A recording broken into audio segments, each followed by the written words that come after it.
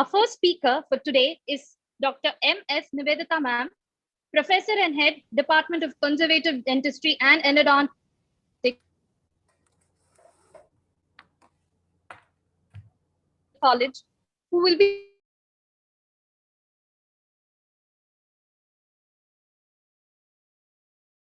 session. Dr. Moksha Nayak is the principal of KVG Dental College and Hospital, Sulia, Karnataka, and a fellow of the Piety Fortune Academy.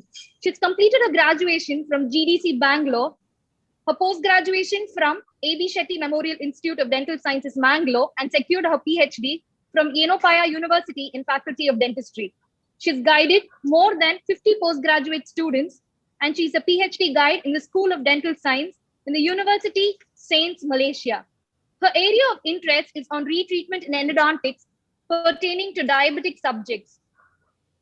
To her credit, she has published 46 papers in national and international journals and won the Academic Excellence Award in 2020, which was awarded by the Association of Conservative Dentistry and Endodontics of Karnataka. She's an editorial board reviewer in the Journal of Conservative Dentistry, Endodontology Journal, Journal of Interdisciplinary Dentistry, and Karnataka State Dental Journal.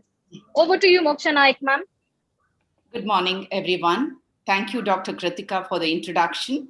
It's my privilege to be amongst you. Thanks, Dr. Mahalakshmi Shekhar, Dr. Rajkumar, and team SRM. Systematic review is considered a feasible solution for keeping clinicians abreast of current evidence-based dentistry. These research methods are powerful tools that can overcome the difficulties in performing large-scale randomized controlled trials, especially during the current scenario of pandemic. Congratulations to the entire SRM team and IACDE in conducting this e-symposium. Pass through knowledge to arrive at simplicity is an apt saying for Dr. M.S. Nivedita, Professor and Head, Department of Conservative Dentistry and Endodontics at the prestigious institute Savitha Dental College, Chennai. She is well known amongst all of us. Graduated her BDS from Madras Dental College in 1991 and MDS from Tamil Nadu Government Dental College 1997, has a vast teaching experience of 22 years. Understanding of systematic review steps is of paramount importance. It is not easy to be done from this systematic review as there are obstacles that could face the researcher. Dr. Nivedita's core interests in regenerative endodontics, karyology, research methodology, and systematic reviews justifies that she's aptly chosen as a speaker for the symposium. Going with her interest, she has served as research trainee in the Department of Dental Specialties at Mayo Clinic, Rochester, Minnesota, USA, attended a 6 weeks research training program in Summer Institute in University of Washington, Seattle, USA. Dr. Nivedita has conducted workshops on systematic review in various dental colleges in Chennai, completed certificate course on research methodology from IIPH Gandhinagar, guided 20 postgraduate theses, 20 systematic reviews, and more than 100 short-term research projects. 10 systematic reviews have been published in the peer-reviewed and indexed journals. Recently, she had conducted a 2-day workshop on systematic review in Singhdar Dental College, Pune, which was well received. With all this credibility, she's guiding PhD students at Savitha University since 2015.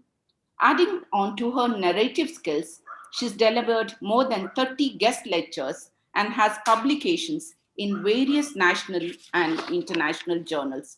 I'm sure all of you are eagerly waiting to listen and learn from Dr. Nivedita on the topic systematic review, why, what, and how. Over to you, Dr. Nivedita. Thank you, ma'am, Dr. Moksha ma'am, for the introduction. So I'll just share the screen.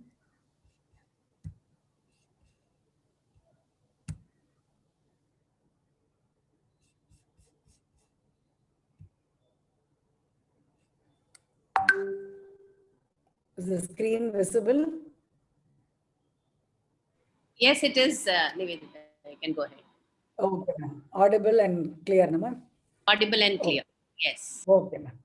So thank you, Dr. Moksha, ma'am, for the introduction.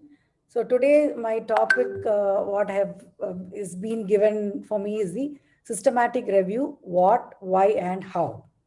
So a very good morning to everyone who have registered for this webinar for the 2-day program. And at the outset, I would like to thank the organizing committee of this SRM Dental College, Department of Conservative Dentistry and Endodontics, and team IACD who have given me this opportunity to deliver the lecture today. So moving on to the lecture, I have divided the lecture into 3 sections: what, why, and how. Starting with the what, that is, what is a systematic review? What is the definition given for systematic review? So as the definition given by Center for Reviews and Dissemination, University of York, systematic review is a review of evidence on clearly formulated question that uses systematic and explicit methods to identify, select, and critically appraise relevant primary research and to extract and analyze data from the studies that are included in the review. So each word which I have highlighted really, the features of systematic review.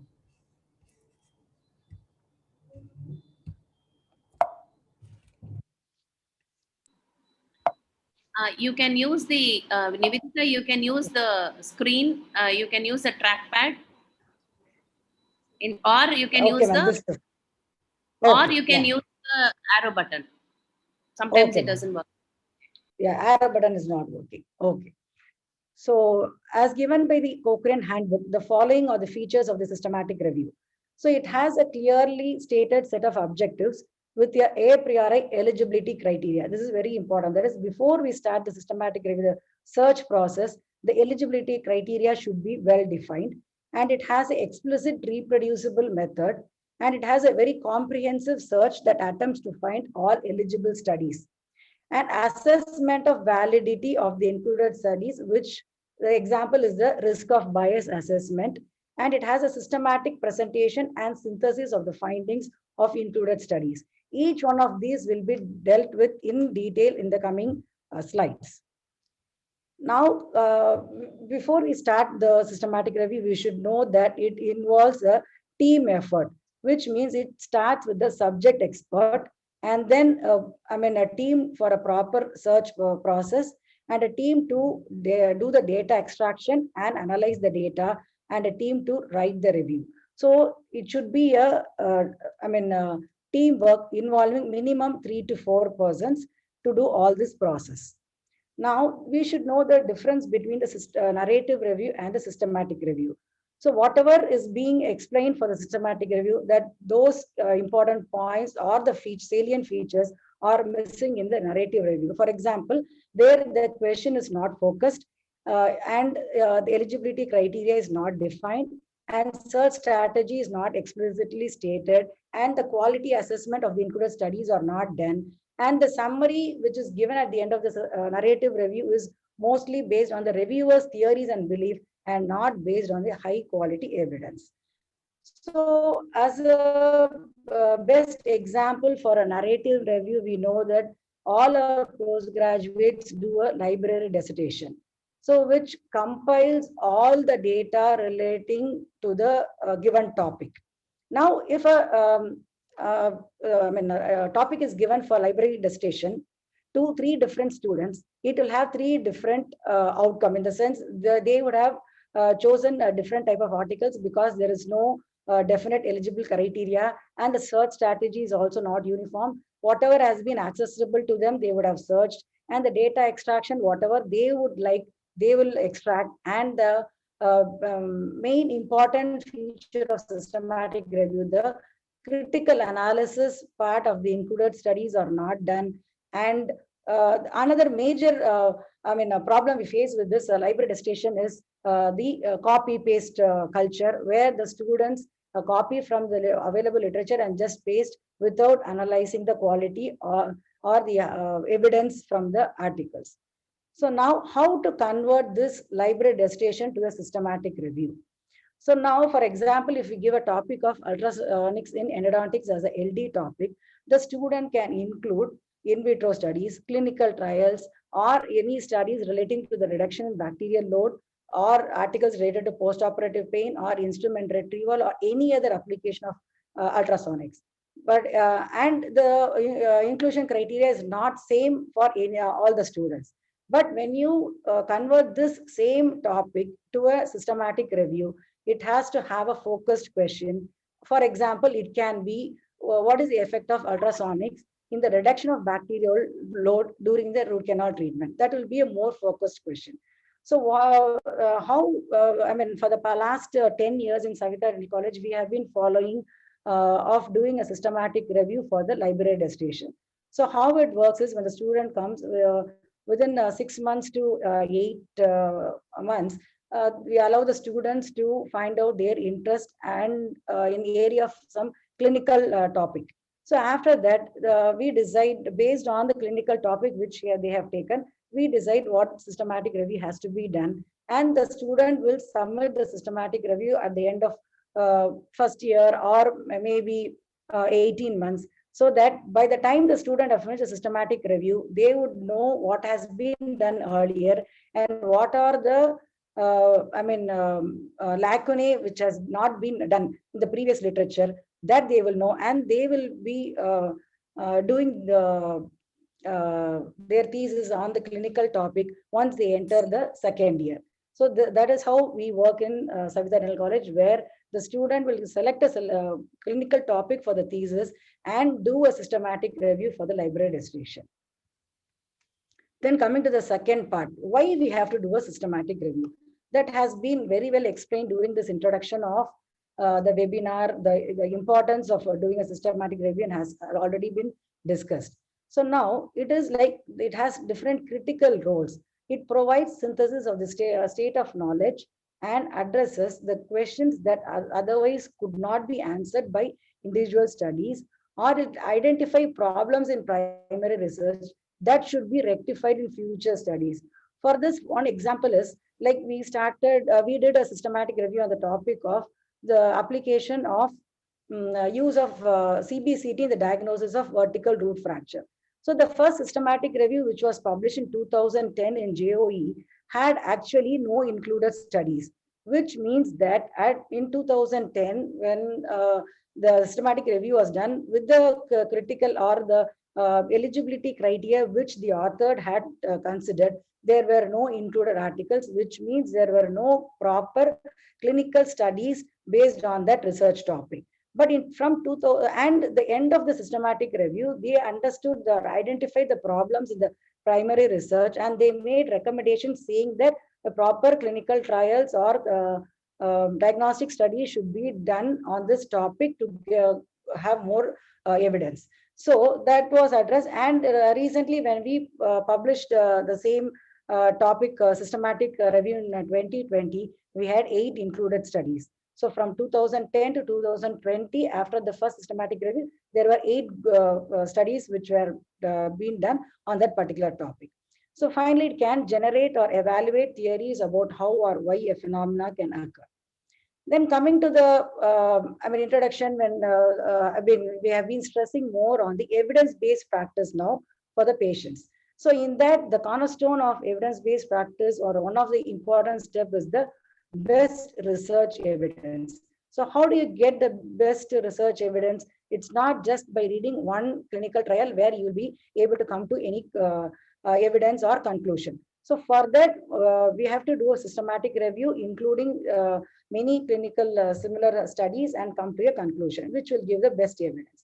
And there are 5 questions asked about before we start the evidence-based practice. Among that, this critical appraisal of the included article is a very important topic, which is done by the systematic review. And as you all know, Archibald Cochrane has been considered as the architect of evidence-based practice, who has encouraged, shown the importance of doing the clinical trials to get the best research evidence.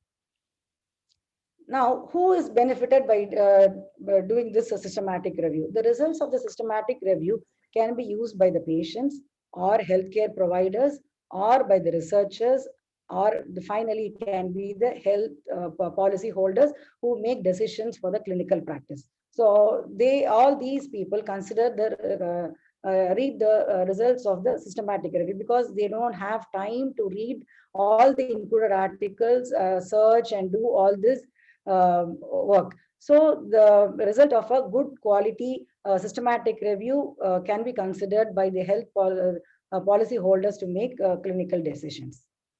And the more cornerstone or the salient feature of the systematic review is the critical appraisal of included studies. Today, now I'll just tell you the importance of doing this quality assessment, or the how to reduce the risk of bias. Actually, this topic will be dealt in detail by Dr. Velmurugan in the next lecture. I'm just going to tell the importance of doing this. For example, for any college admission, we consider the marks of the board exam which the student has taken in his 12th class when they finish their schooling. Why do we consider the marks of the board exam? Because it is done in a proper way where the risk of bias is reduced, the bias in steps are reduced, and the results are valid. For example, we can compare this board exam with the clinical trial. And in the clinical trial, the major four aspects of to reduce the risk of bias or the randomization, allocation, concealment, and blinding at 3 different levels, the participant level, personal level, or the outcome assessor. So now I've just compared it with the randomization can be compared with the random selection of the questions by the external examiner during the board exam. And for the allocation concealment, it can be compared to the concealed covers or envelopes in which the question papers are delivered to the exam center. And it can be like the blinding for the patients is like to prevent the copying of the students. And it will external, invigilator who is invigilating the exam. And finally, the evaluation is by an external examiner who is also blinded to the students who the papers they are correcting. So now, if anywhere there is a leakage of the question paper, or if the students have copied during the exam, then we consider that the results of that exam are not considered, or they are not valid. Same way here in conducting a clinical trial, the steps of these randomization, allocation, concealment, and blinding are very important. So these are assessed when we do a systematic review. So I'm just telling you the importance of doing a systematic review, which will assess the risk of bias involved in the clinical trial. Now coming to the third part of the lecture of how to do a systematic review. Now to refer to know about the systematic review, the guidebook is the Cochrane Handbook for Systematic Reviews or Intervention given by the Cochrane.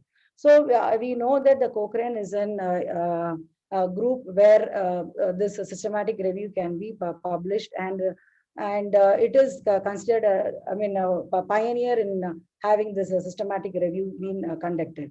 And this book gives you the explanation of each step of how to do the systematic review.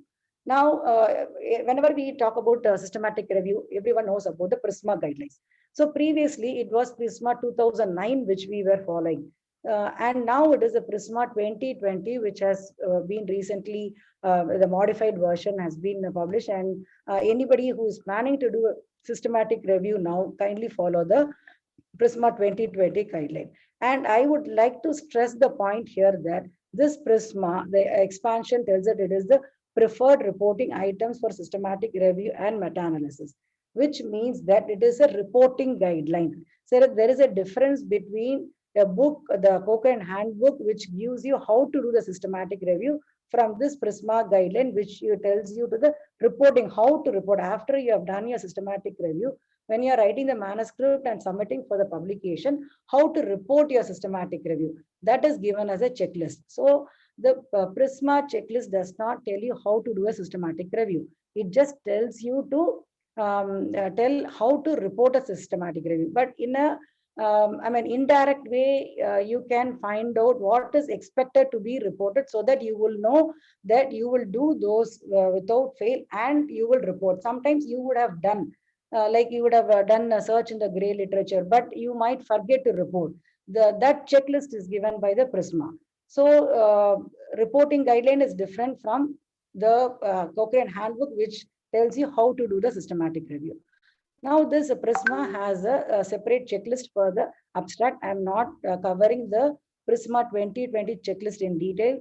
Whoever is doing can read and understand and do this one. This is the 2020 checklist, which has 27 points. Okay, this is the difference between the 2009 and 2020 PRISMA checklist, where there are many items which have been added in the methodology, results, and discussion section, and the protocol registration which has been there in the methods in the 2009 has been moved to the other information in the 2020 checklist. And these are the major differences. And the recommendation of doing the risk of bias assessment, the tool which has been recommended is the ROB2 tool, which is given in the 2020. The description of that will be given by Dr. Velmurugan. Now, I'll just cover the 4 important or 5 steps in the systematic review. I'll be talking about the review question, PICO, eligibility criteria, search strategy, and data extraction. So now, before we move on to the review question or whatever, we should know about this protocol registration. So whenever we are doing a systematic review, before we start the work, we have to register in the PROSPERO, that everybody knows. The PROSPERO registration is a very important step before we start the systematic review. So now the PROSPERO is the recommended registry where we can register the systematic review. In case if you are not able to register in the PROSPERO, or if it gets delayed to get the registration number, there are other options also, like registry, researchregistry.com, or this is called the Open Science Framework, where your systematic review can be registered. And JBI is the Johannesburg Institute, which is there in Australia. Here also the systematic review can be registered. Now, coming to the review question, as we saw in the definition, systematic review has a really clearly focused question. And this review question forms the aim of your systematic review. A concise review question confined to clearly stated variables prioritizes the rigor over breadth. Instead of having a very vague question, it should be a very clearly focused question. And mostly our review questions will be in the PICO format. For example, PICO or PICOs, that is, yes, the study design can also be included. For example, if you want to study the effect of articaine over the lidocaine in anesthetic efficacy, your PICO will be patients with irreversible pulpitis, and your intervention will be the articaine. Your comparison will be the lidocaine, outcome will be the anesthetic efficacy, and the study design which you want to include will be the randomized clinical trial. Now, coming to the etiologic study, if you are taking any etiology study, then it will be, instead of PICO, it will be PEO, which will be the population, exposure, and outcome. For example, if you want to know the effect of tobacco chewing on oral cancer, then it should be in the format of PEO. If you are conducting a diagnostic study, the review question in the format of PIRD, which means the P is the population. I have given an example of this endodontically treated teeth, and index test is the like your intervention where you are trying out something new. There in the clinical intervention study, you'll be trying a new intervention or a drug. Here in the diagnostic study, it will be a diagnostic tool which you are, in this example, it will be a CBCT, which is considered the index test, and the reference test will be the surgical exploration, and the diagnostic outcome which you want to evaluate is a vertical root fracture. So that will be in the PIRD format. Then if you are conducting any prognostic study, the question will be population exposure, comparator exposure, prognostic outcome, and the study type which will be included for this systematic review will be the cohort or case control studies. Now, next step, we have now decided what review question we want to do, and According to the study design, we have formulated the review question in the correct format. And now, before we go to the search, this eligibility criteria should be decided now. After your review question is finalized or defined, you have to state the eligibility criteria. So according to the PRISMA guideline or the Cochrane handbook, this eligibility criteria comes directly after the aims and objectives. So before you start the search strategy, and when you what you want rather than what you don't want, I'll be explaining that in the with an example. And when you decide the eligibility criteria, you have to tell about the publication dates and language restrictions to be justified. If you are going to say that I'm going to include articles only for the past 5 years or 10 years, or for the language restriction, you are going to include only English language articles, then you have to justify because if you are going to exclude some articles on different languages like Chinese, German, or Spanish, and that particular topic, if in those languages, if those articles might be there, then your search is not complete and the inclusion criteria is not complete. So whatever you decide as eligibility criteria, whether when you want to have a restriction, then you have to justify or give the reason for that. Now, normally, when we give the inclusion or exclusion criteria, if we say set of A as the inclusion criteria, the exclusion should not be not A. For example, we want to say, for in this example, if somebody is doing on dementia, for that given as a inclusion criteria, you cannot say conditions other than dementia. It is understood that that is the way. And if the for age, if it is 65 plus, you are going to include, and you cannot say as exclusion adults aged less than 65 or the children. So instead of that, the emphasis should be on what you want. For example, you just see this eligible criteria where they have stressed that they want to include only the randomized clinical trial, and see the description how they are given. Studies of adult patients with non-vital mature permanent teeth treated in multiple visits where calcium hydroxide mixed with inert vehicles is compared to or no other intracanal medicaments regarding postoperative pain, flare-up, and swelling incidents. So they have given what type of teeth they want, non-vital mature teeth. For exclusion criteria, you need not specify vital teeth. That is understood. So if you emphasize correctly on the inclusion criteria, that is more than enough. And that will reduce the, or it should be something good, the inclusion, the exclusion criteria when you define, it should not be not A. And whenever you have to mention whether you have given the restriction for publication date or language. Then now coming to the search strategy, we already saw that the systematic review has a very comprehensive search. So now, before we start the literature search, you should know what are the databases you are going to search. So, and you have to understand that the search for the systematic reviews iterative process. What do you mean by the iterative process is, it has to be repeated at least minimum 4-5 times or sometimes many times. Within just by doing one search, you cannot completely search and get the included articles. You have to modify the search terms or the text words, and you have to search different databases. And if you have done at one point of time, and you would have done a search at one particular point, and you thought you will start a systematic review, but some other work would have come and you would have stopped that. And again, after 6 months or 1 year, again, you will start the process. Again, you have to start the work because there will be more included articles. You cannot start with whatever you had prior, like before 6 months or 1 year. So before you get the final search, you may have to do many times to get the proper search result. So the different databases, what you have to search, you should know. And you should know about this mesh terms and M-tree terms. Mesh terms are commonly used in the PubMed, and M-tree is commonly used in the Embase, which I'll be describing in the next few slides. And you should also know the keywords to start the search process, and you should also have the hand search.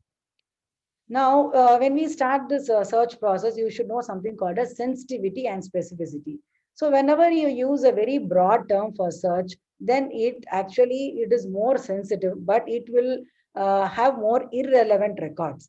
But if you use more specific terms and increase your specificity, then it improves the relevant records. That is, you will the final search result will have numbers like 40 or 50. But if you use more broad terms, then your end result can be 500 or 1000, from which to eliminate or a screening process will take a long time. So you should also always have a balance between this sensitivity and specificity to get the proper final outcome for the search.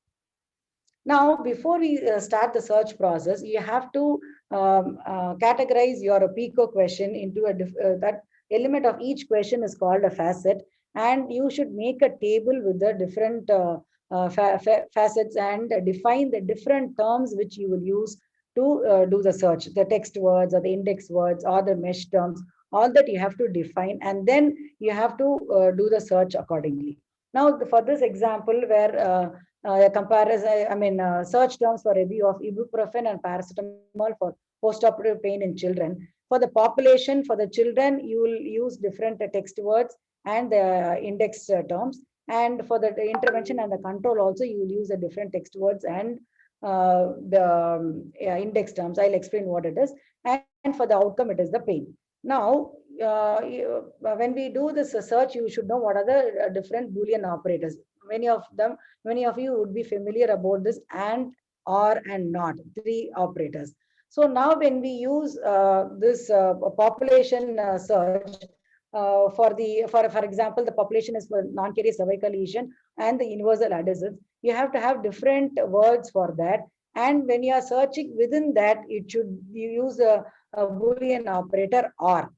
And when you have within the one facet, the operator used should be or. When you combine all the facet, you should be the and.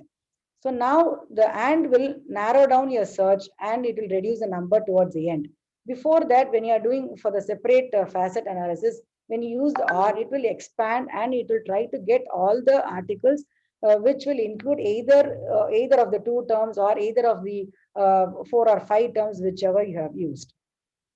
Now, coming to the filtering, filters you can do by publication date or by language. As I told you before, if you are going to say filter, either this should be applied only when in the eligibility criteria you have said that you are going to use only the English articles. Then you can use the filter. Or if you have in the eligibility criteria you have already defined that you are going to use the articles published from 2010 or 2011, then you can use the publication filter for this publication date. And whenever search is done in the details, some words will be written in brackets which will describe the type of search which has been done. For example, if it is PT, it explains the publication type. If it is TIAB, it is a title and abstract. If it is MH, it denotes the mesh term. And mesh and no expansion or no, it means it is mesh heading without automatic explosion. So now, how do you report your search? Now that you have done all the search, you will list all the databases whichever you have searched and report the dates when you have searched, any language restriction and other data sources, and the researchers or organizations who you have contacted to get any missing data, and the hand search. All the details should be reported when you give it in the manuscript. And after that you have searched, you should do the 3 stages of screening. So for example, at the final stage of doing the search, you get 100 articles. Not that all the 100 articles will be included in your study. So many will be irrelevant records. So that first stage of screening will be by reading the title, where you will exclude almost 75% of your articles. Then if sometimes the title, with the title, it will not be very clear whether it's an in vitro study or in vivo study or what they have included, then you can go and check the abstract as a second level of screening and then exclude a few more articles. And even after reading the abstract, sometimes it is very ambiguous to know what is the population or the outcome which is being done may not be given clearly in the abstract. In that case, you can go to the full text papers. During the screening process, it need not be that you read the entire article, but just go to the method section and see whether the population intervention and the outcome, whatever you have given as a review question, is the same what is given in that paper, and then you can decide whether you want to include or not. So when you are deciding, doing the screening and deciding for the article, it can be yes, no, or it can be a maybe, where you can, the decision can be done later also. Still, after reading the method section, if you are not sure, you can have categorize those articles as maybe to be included later and have a separate list for that. And sometimes during that is data extraction also, sometimes the screen, I mean, there will be some duplicate records which you may have to exclude. Sometimes one group of authors, what they do is the same paper will be published in different journals, or journals with a different title, but the inside, if you see, it will be the same population and the same outcome or the same intervention what they have done. So that will be understood only during the data extraction process. Sometimes at that level also some exclusion may have to be done. So you have to be, you should know to compare the data extraction and screen that at that level also. Now coming to the sources of data, databases where you do the search, it starts from the Medline, or the most common what we know is the PubMed, which is the interface or the search engine to get articles from the Medline, and Cochrane is a database. These through are the free database available and can be the search can be done easily. And Embase is a database which requires the institutional it has to be paid, and if your institution has the facility, that can be used, or you can go ahead with the Medline and Cochrane. And even Google Scholar also can be used to do a search, but it has its own limitations, like it's not very particular because it does not have the mesh term or any other specific terms to follow for the search. And it mostly gives many irrelevant records, and it is very difficult to do the filtering or the screening process. And each time when you do the search in the Google Scholar, each time it will be, the results will be different.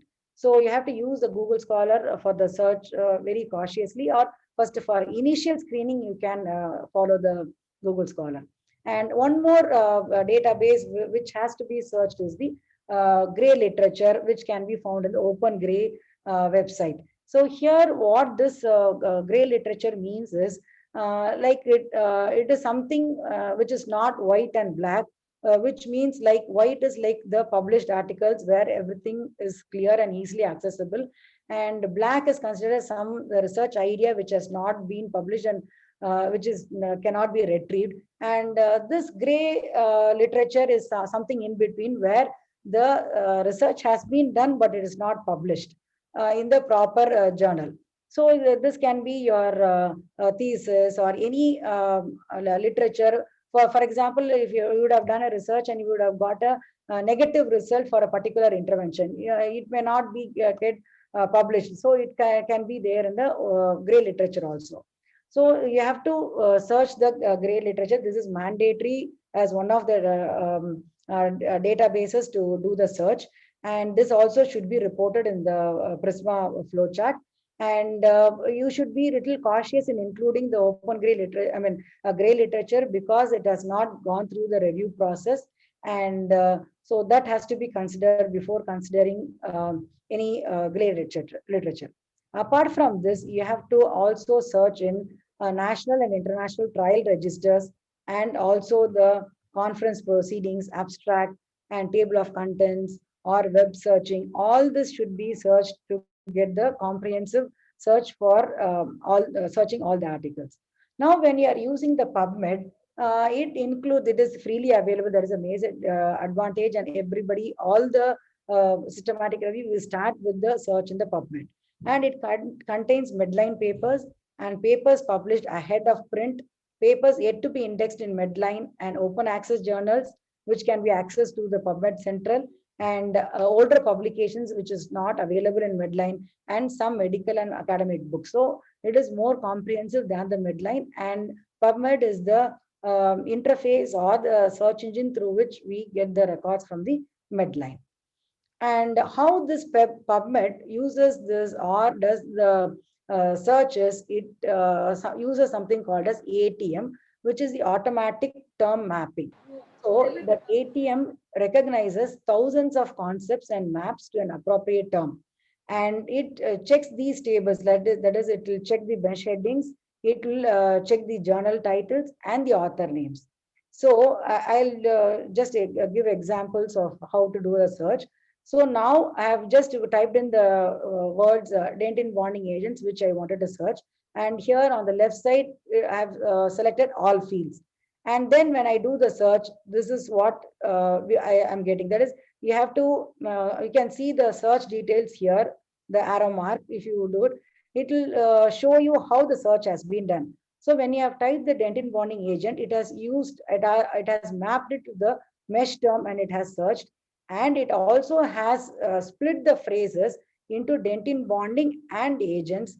And again, it has combined all the three phrases, and then it has, or it has searched the separate phrases, words separately, like dentin, bonding, and agents, and then again combined and search the all fields.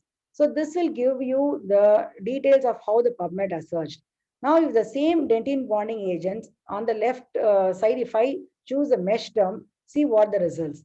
So here I get only 6,730 records, but if when I used all fields, I got 7,566, which means when I restrict to mesh term, whichever journal has been indexed to the dentin bonding agent mesh term, only those articles are retrieved. When it is in the all fields, it will search for the different words in all fields and retrieve more records.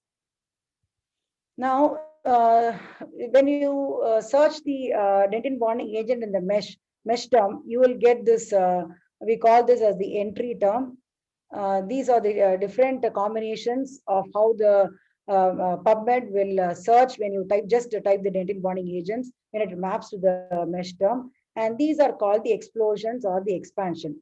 So we know the normally the mesh is considered as a tree with the main branch and the main tree and the branches. So when you see the dentin bonding agent, it comes under the dental materials, dental cements.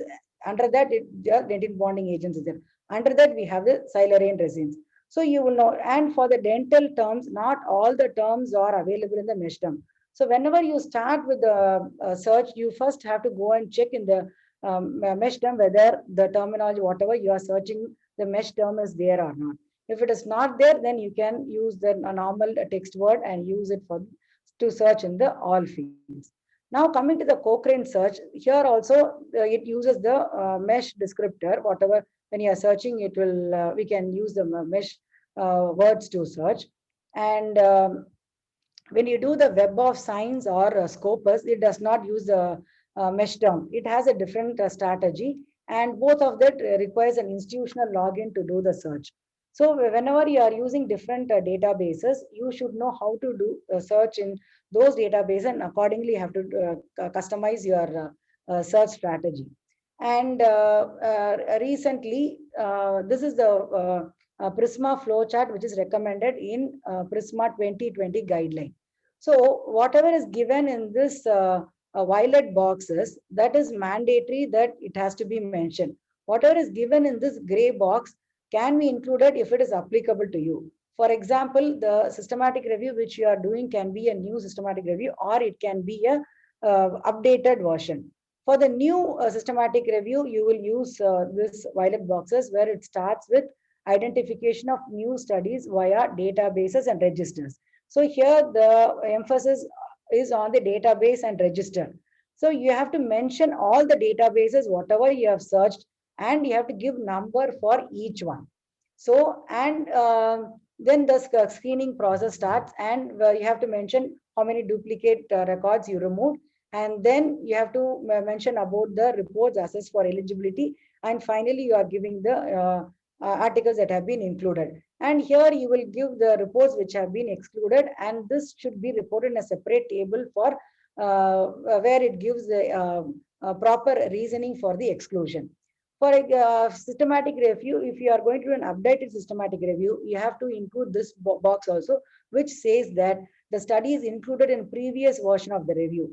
And here the new studies which have been included in this new search, that both the things, the previous included studies and the new studies, both have to be included. And here in this gray box, here it includes other than the database and register, whatever other ways you have done for the search. For example, it can be from the website or organizations or citation searching. All that should be mentioned here. And whenever we are doing this search process, normally we use some reference management tool to remove the duplicate records and also to maintain the included articles. So when you are mentioning about the articles that are removed, you have to mention how many has been removed by the tool or the software and how many is done by the human. All that has to be mentioned in this Prisma flowchart. So whenever you are doing the systematic review, now you have to follow this new flowchart. Now, this is an example from one of the journal which has given the excluded studies in a supplementary table. Here they have excluded 12 studies and given the reason here. And another 12 studies they have excluded because of it is an ongoing clinical trial with all the identifier number also they have given. And 2 articles they have excluded because they didn't get the full text article. So whatever articles you are excluding, you have to give the proper reason. And now the search process is over. Now we are coming to the data extraction. Now for the data extraction, before you start, you have to develop outlines of tables and figures that will appear in the review, and construct easy to use forms and collect sufficient and ambiguous data and identify data needed for meta-analysis. So this how to identify and what data should be given for meta-analysis will be covered by Dr. Srinivasan tomorrow when he is covering or talking on the topic meta-analysis. Now coming to the sources of data, what are the sources where you get the data for your systematic review? Mainly it is from the journal articles. So those journal articles are published ones, so the data extraction will be easy and the information about the methods and results are also available. But the source can be a conference abstract, but the problem will be it is an unpublished study, only the abstract. With the abstract, you have very little information about the study design and very limited and unclear information for the meta-analysis. So even though we include the conference abstract, for the data extraction, the information will not be sufficient. Or even when it is a trial register, they are also unpublished trials. So in the trial register, some might be ongoing trials, some might be the completed trials.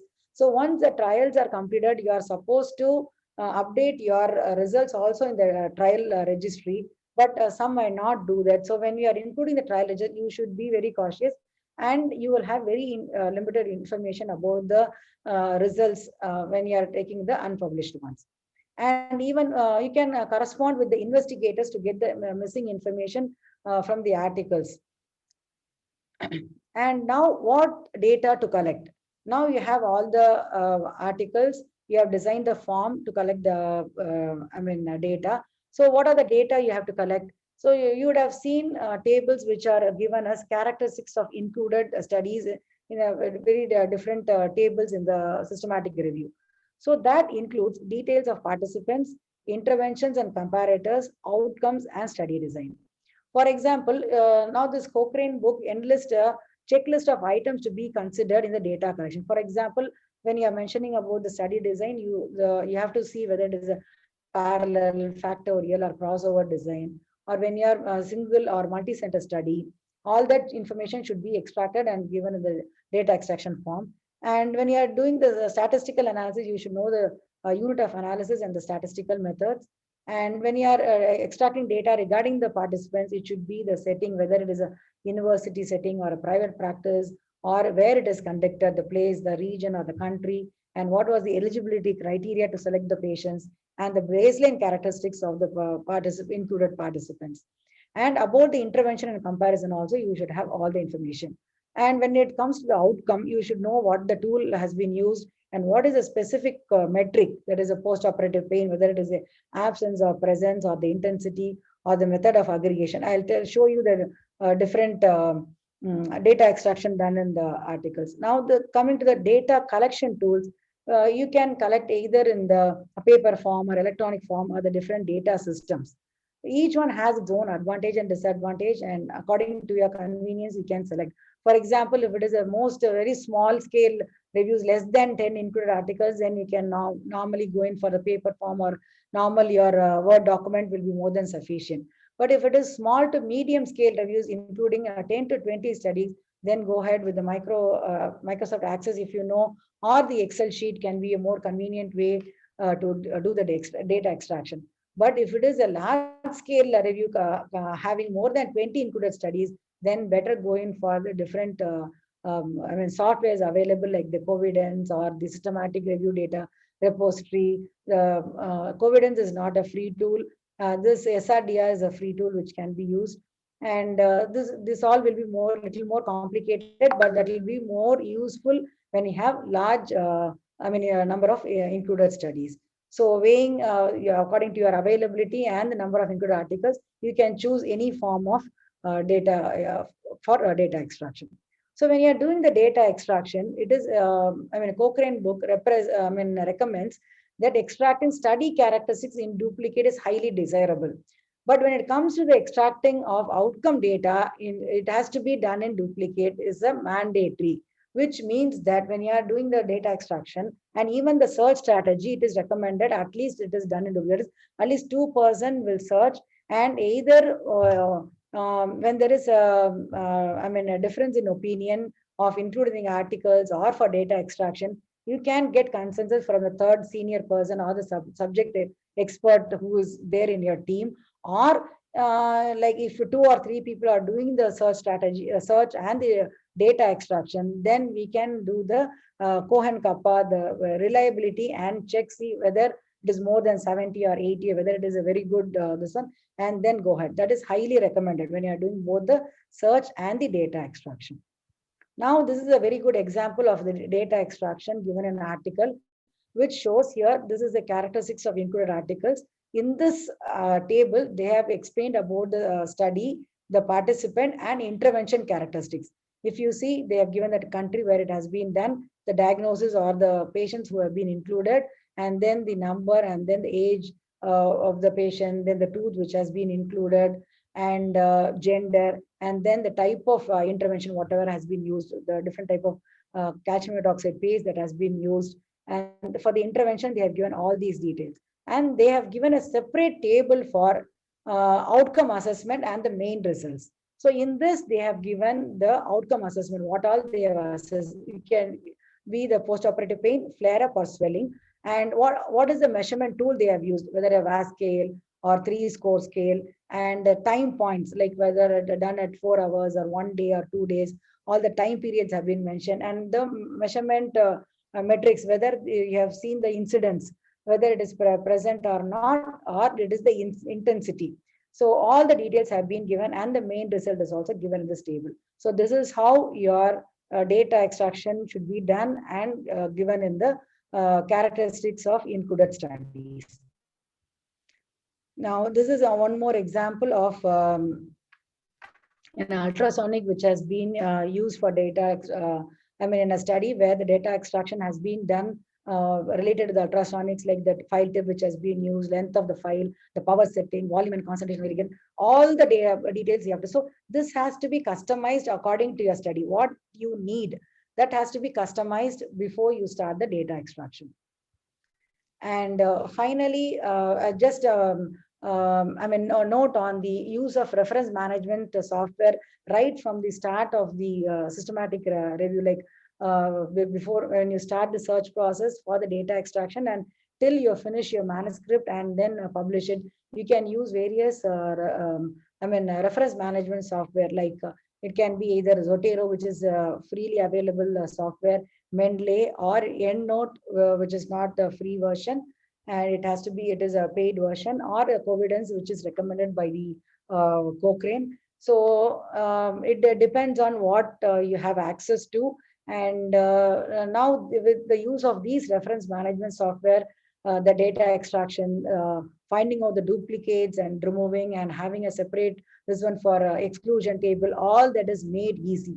Previously, it used to be a very tedious job, particularly when you have more than 10 or 20 included articles. The management of the entire process becomes difficult if you're doing manually. But if you have a software, management software, that makes your job little more easy. Like how now we are comfortable with this virtual webinars and lectures rather than the this one now. I mean, use of these management softwares are also, I mean, becoming more popular, and it makes your job easy. And with this, these are my references. So I have covered from the review question, PICO, then eligibility criteria, then the search strategy, and then till data extraction I've covered.